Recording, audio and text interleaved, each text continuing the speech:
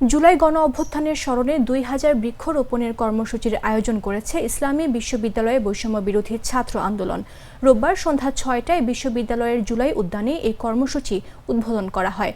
সংগঠন সূত্রে জানা যায়, বৃক্ষরোপণ কর্মসূচির আওতায় ক্যাম্পাসের অভ্যন্তরে বিভিন্ন ঔষধি, ফলদ ও সৌন্দর্য বর্ধনকারী গাছের চারা রোপণ করা হচ্ছে।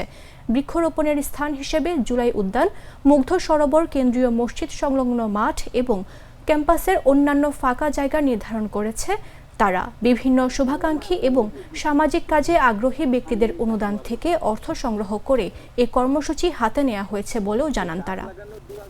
জুলাই আগস্ট উদযাপন উপলক্ষে আমরা বিশ্ববিদ্যালয়ের বিভিন্ন জায়গায় প্রায় 2000 বৃক্ষরোপণের একটা কর্মসূচি হাতে নিয়েছি। তারই ধারাবাহিকতায় আমরা গত 2 তারিখ আমরা সেন্ট্রাল মসজিদের সামনে কিছু গাছ লাগিয়েছি। আজকে আমরা জুলাই উদ্যানে কিছু গাছ লাগাচ্ছি। এখানে প্রায় 100 মতো আজকে গাছ লাগাবো আর কি।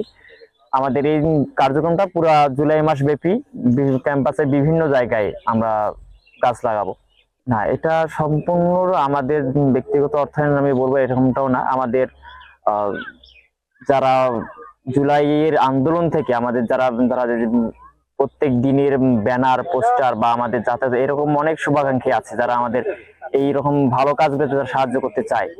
বৃক্ষরোপণ একটা মহৎ একটা কাজ, এই কাজে অনেকেই সম্পৃক্ত হতে চায়। তাদেরই মধ্যেই আমাদের এই শিয়া বাটার ও ভিটামিন ই সমৃদ্ধ লিলি হালাল বিউটি সোপ, তারুণ্যময় উজ্জ্বল ত্বকের জন্য।